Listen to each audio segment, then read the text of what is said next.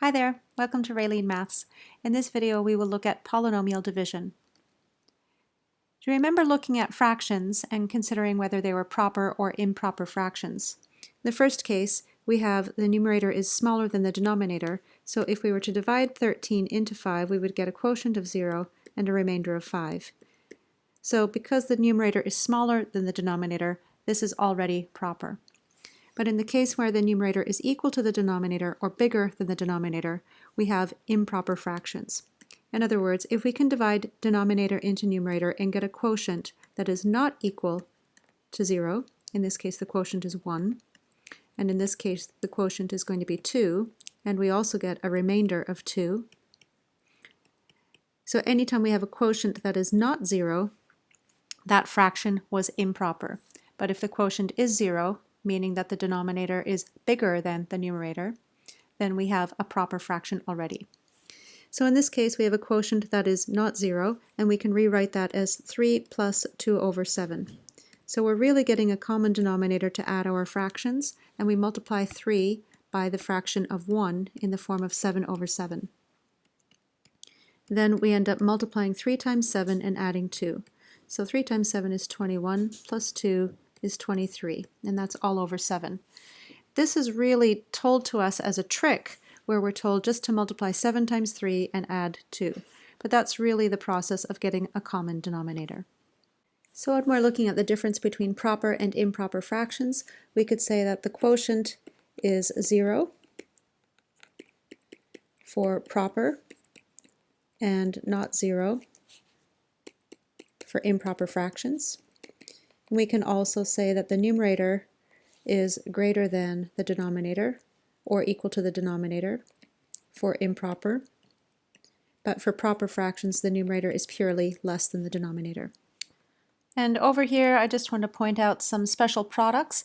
For factoring we've got difference of squares, we've got sum of squares, difference of cubes, sum of cubes, perfect trinomial or a binomial squared, and then regular old quadratic trinomial. These are important facts to know when we're working with dividing polynomials and ultimately factoring polynomials and solving polynomial equations. In number 4, we have an algebraic fraction, and because we have a quotient with a denominator of 1, this is an improper fraction. We can see that our quotient is a linear polynomial, x plus 2, the remainder is 3, and the denominator is x minus 1. Now it's important to point out that when we have fraction involving variables, that we can't compare the numerator and the denominator's size. Because x is variable and x can take on different values like 2 or 9, if x is equal to 2, then the denominator is 1 and the numerator is bigger than the denominator. But if x is 9, then the denominator is 8, and then now the denominator is bigger than the numerator.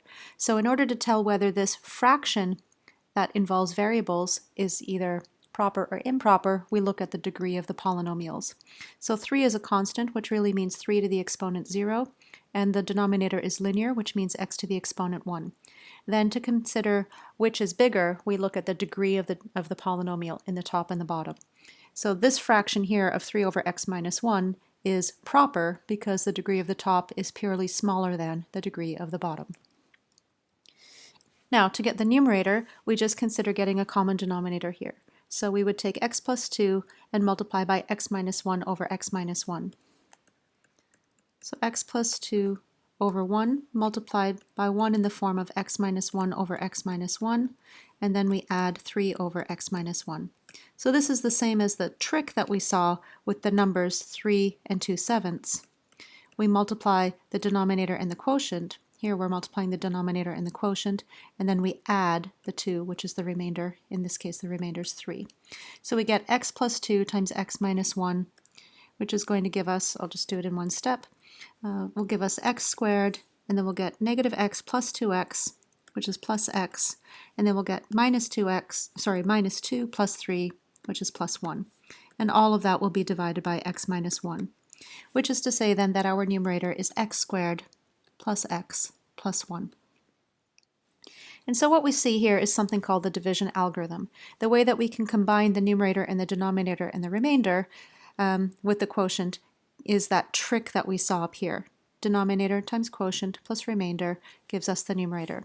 Denominator times quotient plus remainder is the numerator. And then if each of these is a function of x, we just call it n of x, q of x, d of x, and r of x for polynomials. So we have the factor theorem then says that if the remainder is equal to 0, then the denominator is a factor of the numerator. And then we can just take a look over here. If the remainder is equal to 0, then we see that the denominator multiplies by the quotient to give the numerator. So this might be some polynomial, something like x squared minus 5x plus 6. And we could have x plus 3 times x plus 2, for example. And we would see that a denominator is a factor of the numerator. So this is the factor theorem, which says that the remainder has to be 0. Okay, let's recall how to do long and synthetic division for polynomials. In the first one, we are going to divide x plus 5 into the cubic polynomial, which has 4 terms. No terms are missing, so we don't need to represent any terms with a 0 coefficient, and we have all the terms in decreasing order as it should be. So we have 6x cubed plus 23x squared minus 38x, and then minus 15. We're going to take 2 terms here and divide those 2 terms into 2 terms at a time of the numerator. We're going to start off by taking the leading term divided into the leading term for each of those pairs of terms. So we're going to get 6x cubed divided by x, which gives us 6x squared. That's a quadratic term, and we will line it up in the quadratic column. Then we multiply that back through the denominator, and we end up getting 6x cubed plus 6 times 5 is 30, and we get x squared. And we're going to subtract both of those terms. You can either show brackets around and multiplying like this, multiplying the negative sign, or you can write on top and change both of those signs, as long as you can make it out clearly. The first terms are the same, except opposite in sign, so when they subtract we get 0. This is how we know we've got the correct quotient up here. And then we have 23x squared, take away 30x squared, which is negative 7x squared.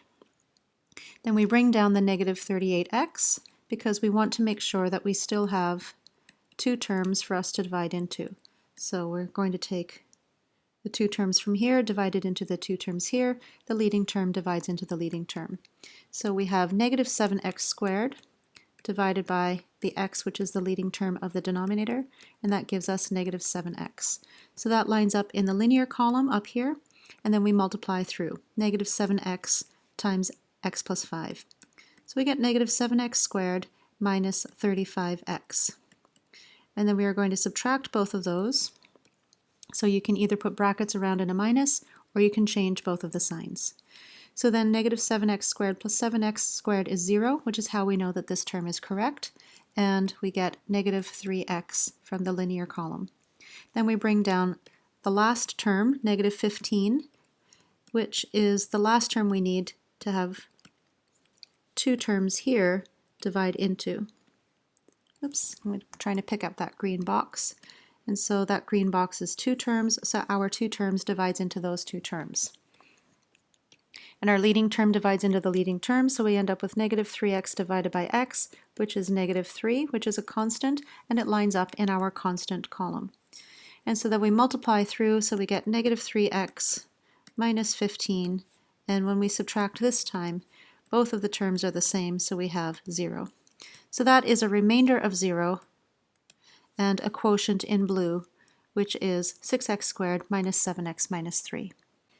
The next method we're going to do for the same division statement is the synthetic version, and the synthetic version only works when we have a linear denominator. So we take that linear denominator as a factor, and the factor of x plus 5 we set it equal to 0, and so that we get a root, which is the solution for x when the factor is set equal to 0. That root goes outside of the setup for the synthetic division, which involves no variables, only coefficients. So we take only the coefficients in order from the numerator polynomial, and we set them inside here as 6, then positive 23, then negative 38, and then negative 15. And then the process for synthetic division is that we are going to add down. So I'm going to have the adding in red here. We add whatever those numbers are, and then across on a diagonal we are going to multiply. So negative 5 times whatever that is, and the answer goes here. And then we're going to repeat that green process. It's a little bit messy, so I'm just going to start putting my numbers in. So the first thing I do is imagine that there's a 0 here, so 6 plus 0 is just 6. And then I multiply negative 5 times 6 to get negative 30. Then I add these to get negative 7, and I do the green across. I won't keep putting the green in because it'll get a bit messy. But then I multiply negative 5 times negative 7 to get positive 35. We're starting to see some of the same numbers here. We had a negative 30 here, a positive 35 here, and I bet we're going to get a 15 or something like that. So then negative 38 plus 35 is negative 3. And we multiply, sure enough, negative 5 times negative 3 is 15, and then we get the 0, which we had here. So this 0, I'm just going to put it in red. That's the same 0 we had before, and that last number, whether it is 0 or not, is the remainder. Then working back the ways, this is the remainder, this is the constant, this is the linear coefficient, and this is the quadratic coefficient. So we end up getting that the quotient is 6x squared minus 7x minus 3, just like we had from the long division case, and the remainder is 0. So here we have another example. We can try that for long division, and when we try to do it for synthetic division, it will not work because we have a quadratic denominator, and synthetic division only works to divide polynomials when the denominator is x minus the root. So pause the video, try that one on your own, and I'll put the working out here so you can check it for yourself. So here we have the result for the cubic divided by the quadratic. We see that the quotient is linear, x to the 1, and we can really predict that by just looking at the leading terms of the numerator and the denominator will give us the leading term of the quotient. So that's the leading term of the numerator, the leading term of the denominator, and the leading term of the quotient. So we know that cubic divided by quadratic is going to be linear because we keep the base of the x cubed and the x squareds, and we subtract the exponents. 3 minus 2 is 1. When we go through all the process, there's some fractions here and then multiplying through with the negatives. You have to be really, really careful doing all of these things, but we end up getting the quotient and we get this remainder. Again, we can't do synthetic division here because the quadratic denominator is not in the form x minus r. We can only do synthetic division when we have linear denominators. So the one-size-fits-all method that works for division is long division, but if we have a linear divisor, I recommend synthetic division. One of the strategies that we're most interested in doing or working with polynomials is finding the zeros. And so that really requires us to find the factors. So the remainder is going to be very interesting to us because if you recall, the factor theorem says if the remainder is equal to 0, then we have a factor of the original numerator. So the denominator is a factor of the numerator if the remainder is 0. So we really want a shortcut way other than long and synthetic division to coming up with a remainder. It would be really nice if we could just come up with that result without going through all of this. And in fact, we're really, in most cases, looking forward to having a remainder equal to 0.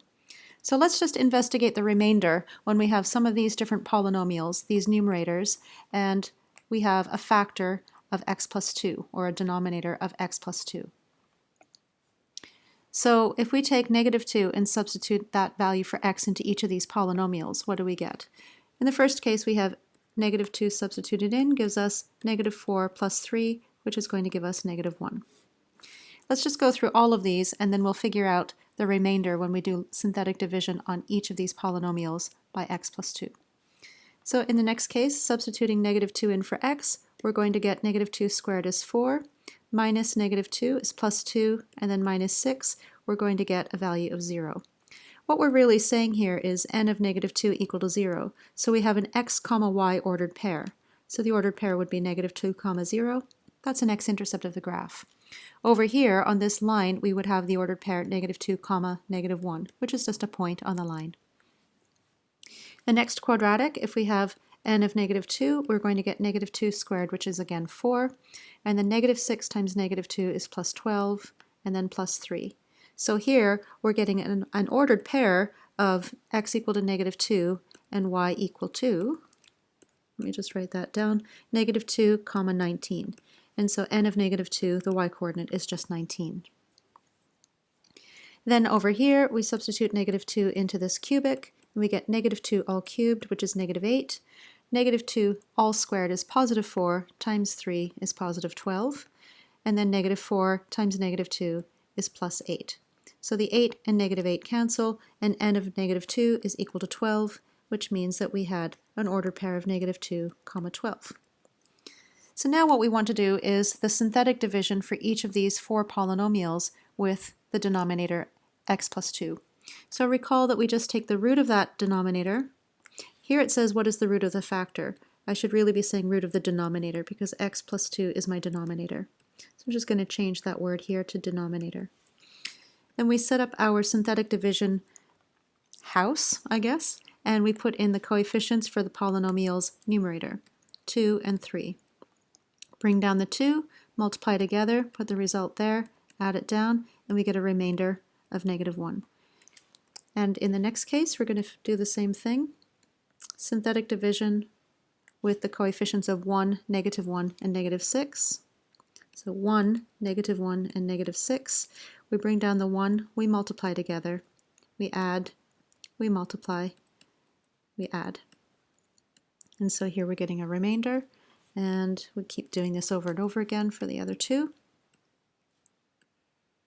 We're looking for some kind of pattern here. We get 1, negative 6, and 3. 1, negative 6, and 3. We bring down the 1, we multiply together, we add. So technically, if you recall, there were zeros here, and we were adding 2 plus 0 is 2, etc. Then negative 6 plus negative 2 is negative 8. Negative 2 times negative 8 is positive 16, and 16 plus 3 is 19. And that is our remainder. And in the last case, we have negative 2, and we're doing the synthetic division with 3 terms. But if we only put 3 terms in here, there's nothing to say that these 3 coefficients doesn't remind us of these cases where we had quadratics. So we have to make sure to put a placeholder for the plus 0 here. I'm just going to put it in red anyway. So now this is a cubic polynomial instead of a quadratic, and we do the same thing. Bring down the 1, multiply together, add, multiply, add, multiply. The last one is 12. 0 plus 12 is 12. So we're getting all of these last numbers here. We'll put them all in bracket or in red boxes.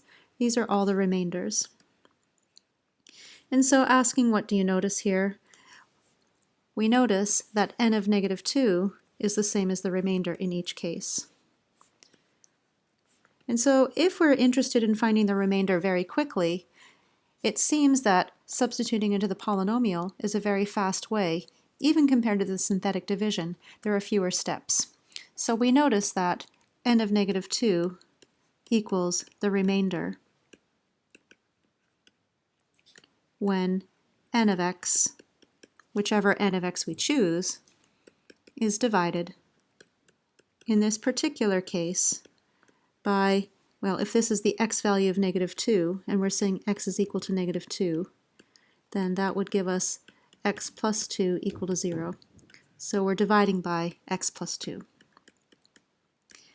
Well, that's a good conjecture, and if we take a look, we have the remainder theorem. This is a fact that's already been proven. If we have a polynomial f of x, which has a degree of at least 1, so it's at least linear, or quadratic, or cubic, etc., and if k is some real constant, then when we divide f of x by x minus k, the remainder is equal to f of k. That's exactly the result that we were seeing here. And so this is done in general. So the root of x minus k is equal to x equal to k. So what we're doing to find the root, we take that factor or that divisor and we set it equal to 0 and we solve for x. Now, furthermore, f of k, recall, is the remainder. And so if f of k, the remainder, is equal to 0, then we both know, we know 2 things. We know that the x value is k and the y value is 0, so we have an x-intercept on the graph of f of x. But we also know that f of k is the remainder. So because the remainder equals 0, f of k equal to the remainder equals 0, then x minus k is a factor, or we say that x minus k divides evenly into f of x. Okay, let's take a look at a few examples. Here we want to divide a numerator or a dividend by a denominator or a divisor. So we need to make sure that the numerator and denominator polynomials are in standard form, with highest order on x or degree on x first, and then in decreasing order. So we do not have the numerator in standard form. Just make sure to put it in standard form, and if any terms are missing, we need to put a placeholder with a 0 coefficient in that location. And so we're going to go through the long division process here because our denominator is quadratic and not linear. So we take our leading term, so let's just notice here we've got 3 terms in the denominator, so we need to divide 3 terms deep into the numerator. And so we have x squared divided into negative x to the 4. We can do these leading term divisions over here, and we get negative x to the 2. And so that will be a quadratic part of the quotient lining up in the quadratic column. I'm going to line it up in column number 3. And then negative x squared multiplies by all 3 terms in the denominator. So we get negative x to the 4 plus x cubed plus 3x squared. And when we subtract, we can either change all 3 signs, being careful to make sure that they're all clear, or you can put brackets around and a negative out front. If the first 2 terms do not cancel, you did not get the right quotient, and you need to go back and fix that. Then we get 0x cubed minus x cubed, which is negative x cubed, and 3x squared minus 3x squared is plus 0x squared. I recommend putting a 0 there as a placeholder. Then we bring down the next term because we have to make sure that we have as many terms deep for dividing as the number of terms in the denominator. So then we say x squared divides into negative x cubed, and we work out that leading term quotient, which is going to give us negative x. That's linear, and it should land up in the next column. So then we distribute the negative x through, so we get negative x cubed plus x squared, and then plus 3x, and we subtract all of those 3 terms. A different way of doing it is to put brackets around here, but I find it's easy to forget to distribute the negative through all 3 terms. The first 2 terms should sum to 0, otherwise you haven't done this division right and you have to go back and fix it. And then 0x squared minus x squared is negative x squared, and 2x minus 3x is minus 3x. Sorry, that's not true. This is going to be negative 1x. And then because we have to have 3 terms deep, we have to bring down another term. So when we bring that down, we have 3 terms and our denominator can divide into it. So we work out our partial quotients, our negative x squared from here divided by the leading term here, which is x squared. That gives us negative 1, which is a constant or a degree 0 term, which lines up in our constant column.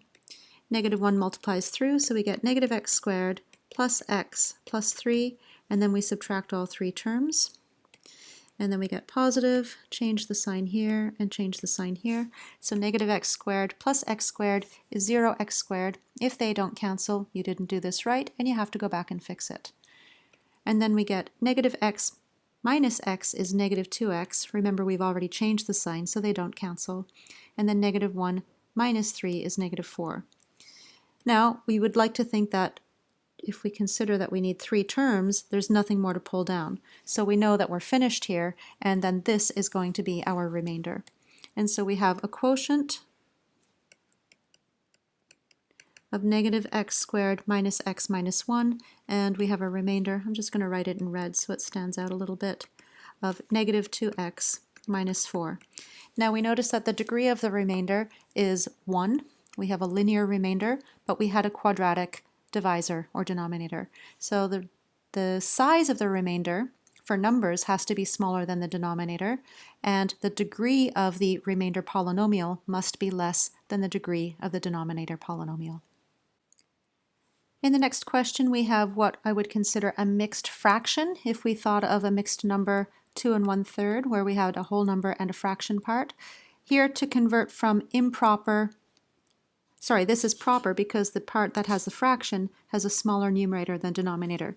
To convert to proper, keep saying that, to convert to improper, we simply need to get a common denominator. And so we would multiply by 1 in the form of 3 over 3, denominator over denominator. But we have learned a trick which just said 3 times 2 plus 1. So we can do the same thing here to quickly get the common denominator. We multiply x squared minus 2x times the denominator 2x plus 5, then we subtract 3, and that would be all over the denominator of 2x plus 5.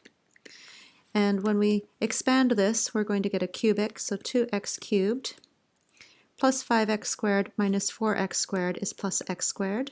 And then we get minus 10x, and then subtract 3. So we have a cubic polynomial over a linear polynomial.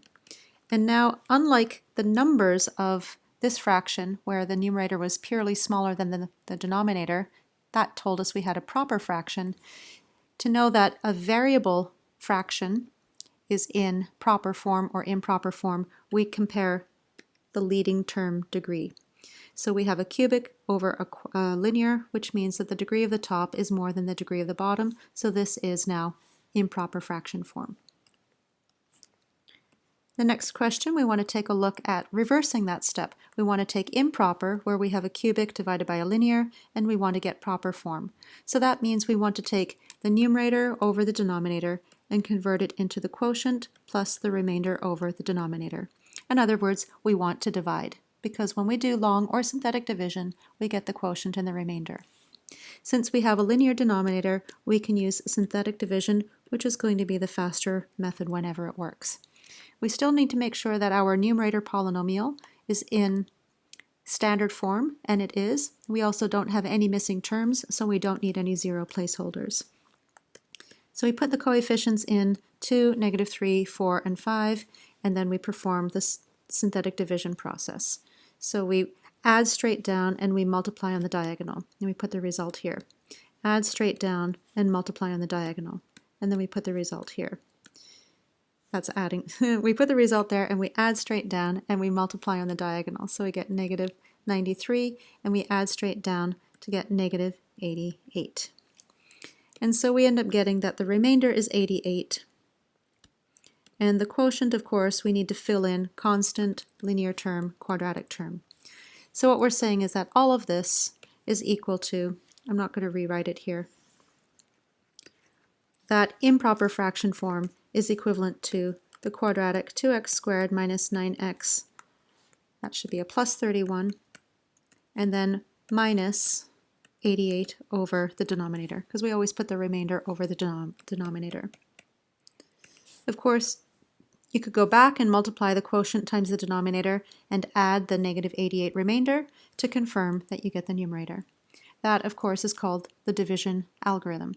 We could replace this or rewrite this by saying that the numerator is equal to the quotient times the denominator plus the remainder, that trick that we learned back in grade school. In number 4, we want to know if this linear expression, x plus 1, is a factor of this polynomial. In order to be a factor, something needs to divide evenly. So factors divide evenly into numerators. And that means that the remainder is equal to 0. Now, by the remainder theorem, we have a shortcut for finding the remainder. We don't have to do long or synthetic division. We could do synthetic division, and actually it might not be that much longer. But the remainder says that the remainder, or it says when f of x, this f of x, is divided by x plus 1, the remainder is given by f evaluated at the root of this denominator. To get the root of the denominator, you set x plus 1 equal to 0 and you solve for x. So the root of that denominator is -1. So basically, we just need to work out f of -1, and if we get a 0 value for that, then we have a remainder of 0, which means that x plus 1 divides evenly into f of x. So let's go ahead and use the remainder theorem to hopefully quickly work out f of -1. Now, you might say it's really easy to do synthetic division, but you'll notice that this is x to the 100. So you would actually have to have x to the 100 plus 0x to the 99 plus 0x to the 98, and fill in all of those placeholders until you get down to 9. We don't have 8, 7, 6, 5, 4, 3, 2, then x to the 1 and x to the 0. So in fact, you even wouldn't want to use synthetic division to work this out. The remainder theorem is the only way to go. So we're going to take -1 and substitute it into the polynomial for x. I'm just going to set up all my brackets, and then we're going to substitute -1 in. We'll put -1 in blue. So just be careful with your signs, and when you work it out, we'll get the remainder. So we get -100 times is positive, so this is +1. Negative an odd number of times is negative, times -3 will be +3, and then we have -4, and then -2. So altogether we're getting 4, take away 4, which is 0, and then f of -1 is equal to -2. So I'm just going to write that a little bit more compactly, and because that does not equal to 0, therefore x plus 1 is not a factor of f of x. So the communication here is complete because we've written other parts that ties how the factor is related, how being a factor is related to a remainder value, and how we can get the remainder value, and who says so. This theorem is the legitimate piece of mathematics that connects the remainder with this expression. So all of these pieces are key in your communication of a question like this. In number 5, we want to solve for the value of m that shows up in this quintic 5th degree polynomial, given that x plus 2 is a factor of this. So I'm going to let, I could let f of x or p of x or whatever I wanted to be the function. I like using function notation, and I would rather call this f of x than have to write this out every single time. So f of x is equal to this 5th degree polynomial with one unknown parameter of m, and that's who we want to solve for. Since we only have one unknown, we need one equation. One unknown implies one equation in order to solve. So we need to find something that is an equation. So let's think about what we have here. We know that x plus 2 is a factor. So we know that x plus 2 divides evenly into this polynomial. I'm glad now that I've called it f of x, so I don't have to write that polynomial out in full all the time. But f of x, or x plus 2 dividing evenly into f of x, says that the remainder when f of x is divided by 2, x plus 2, must be 0. Now, in order to get the remainder, I could divide this quintic polynomial by this linear denominator, either using long or synthetic division, but I would really like a shortcut way to come up with the remainder, and I have a shortcut way. The remainder theorem says that the remainder is equal to f evaluated at the root of the denominator. I'm just going to tidy up that x. And the root of the denominator is -2. So I know that the remainder, which is -2, f of -2 by the remainder theorem, must then be equal to 0 in order to be a factor. Technically, this information here is known as the factor theorem. So when we take all of this known information together, we notice that we have one equation to solve for one unknown. It's right here. We just substitute whatever we can and see what shows up. So if we replace -2 for x into this function, the only variable that will be left is m, and so we can solve for our one unknown. So let's go ahead and do that. We're going to have -2 to the 5. I'm just going to put my brackets up first. 3 times stuff to the 4 plus m times stuff minus 4, and all of that is equal to 0. Then I'm going to substitute every occurrence of x with -2. So we end up getting -32, this is +16, times -3, which is going to be -48. And then we have -2m, and we have -4. So we can solve this linear equation for m. So we end up getting negative 80 minus 4 is negative 84. So negative 2m minus 84 equals 0, or negative 2m equals positive 84, and therefore m is equal to negative 42. So one way to check this is to then go ahead and look at the graph of y equals x to the 5 minus 3x to the 4 minus 42x, and then minus 4. And we should see that x plus 2 is a factor, which means that x equal to negative 2 is a root. In other words, we should have an x-intercept at negative 2, 0. But of course, that's what this is saying when we have f of negative 2 equal to 0. This is saying that we have an x, y ordered pair on the f of x polynomial of negative 2, 0. So being a factor means that the polynomial has a root at that x-intercept. So let's just take a look at the graph and make sure that this value of m indeed has an x-intercept at negative 2, 0.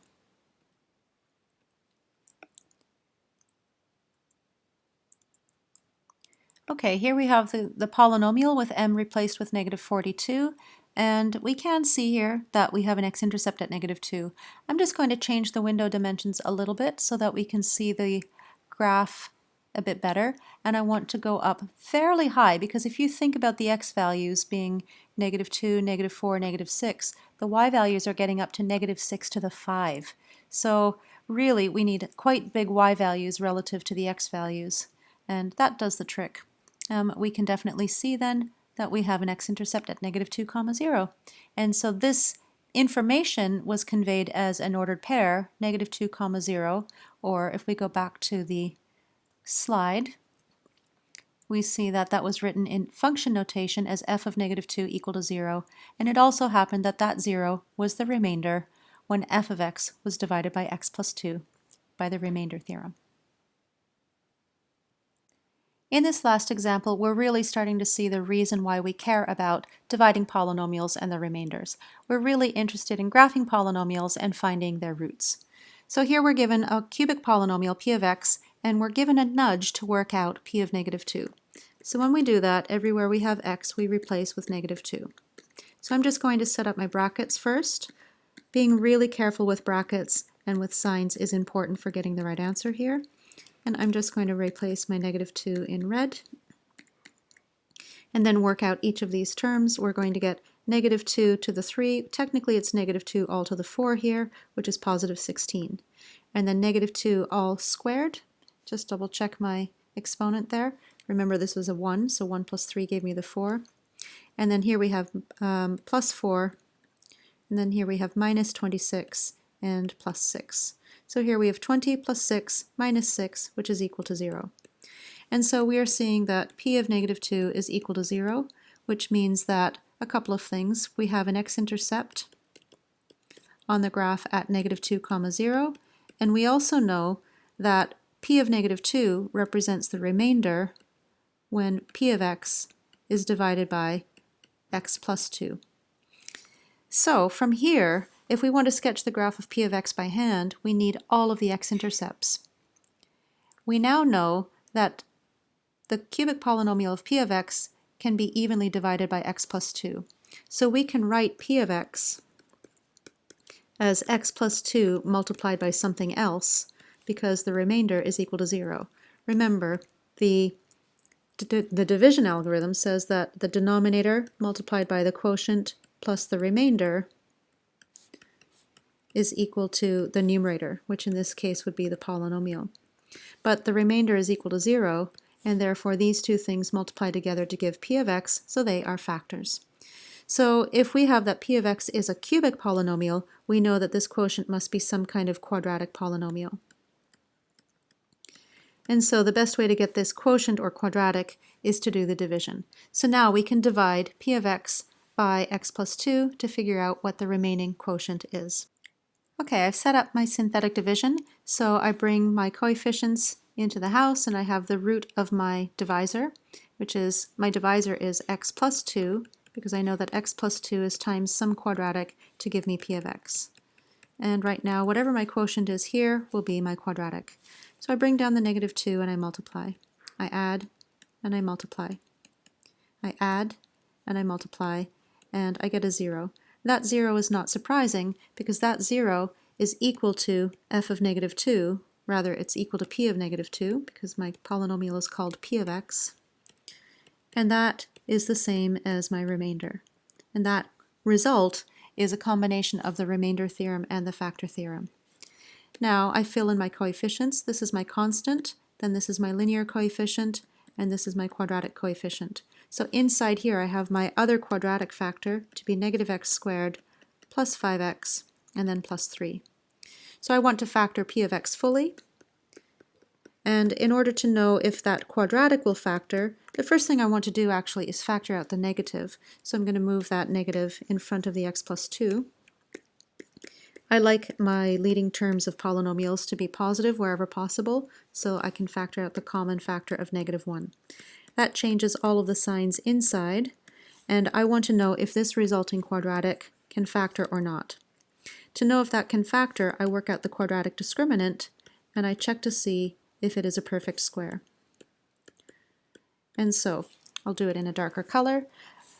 b squared minus 4ac is going to be negative 5 in brackets squared minus 4 times 2 times negative 3, which gives 25 plus, and here we have 24, and 25 plus 24 is 49, which is a perfect square, and therefore this will factor. So I'm going to spend some time to try to factor, and I'm going to get two linear factors. I don't have a lot of options because 2 is prime and 3 is prime. And with moving the numbers around a little bit, I can see that my factors are 2x plus 1 times x minus 3. So this gives me zeros of negative 2, negative 1/2, or positive 3.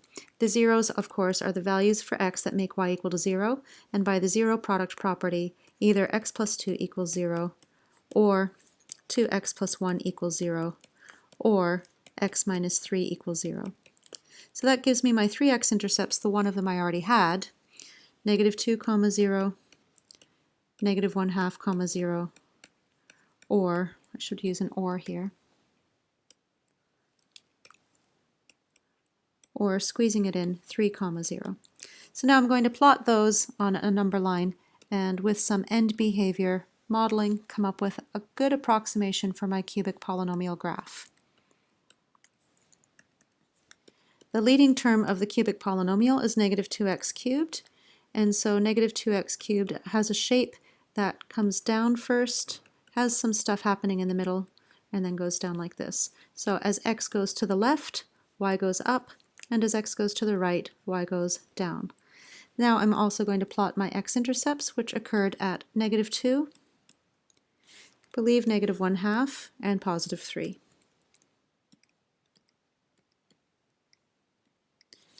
And I wanted to plot it at positive 1/2, so let me get those right.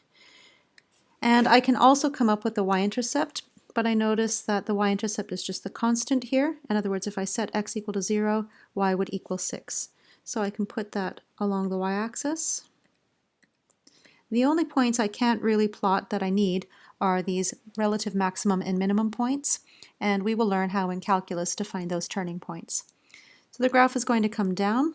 We'll also notice that the multiplicity of each of these factors, the exponent on each of these factors, is 1. So the shape of the polynomial at each of these graphs is like a line. It's going to go smoothly through either down or up. So the graph comes from above, it passes through the first x-intercept, and it goes smoothly through because it's got a linear shape, because the exponent on the factor related to that root, as I said, is 1. And then somewhere it turns around. We don't know exactly where, and one thing that is true, it's not at the midpoint of those two x-intercepts. So then we turn around, and then we come up, and we have to pass through the y-intercept, which is probably not going to be the turning point. It just happens to be a point that we've plotted, and it feels nice and gentle for the turning point to be somewhere after that point, and then the graph goes through the third and final x-intercept. So we're going to get some kind of cubic polynomial like this. It's a little bit rough looking. If I didn't slow down to draw it, maybe I could sketch it better. Let's try. So the graph is going to come something like this, turn around, come through the y-intercept, maybe come really high up. Maybe that's why I'm having a hard time getting it to turn around, because it goes really high up, and then somewhere really high up it turns around and comes back down like this. Okay, so there you have it. Really, the applications of dividing polynomials is so that we can find the roots or the zeros, and then we can find the graph of the polynomial. We can do a lot of modeling, and a lot of solving happens with the x-intercepts of polynomial equations. That's all for now. Thanks for checking out Raylene Maths.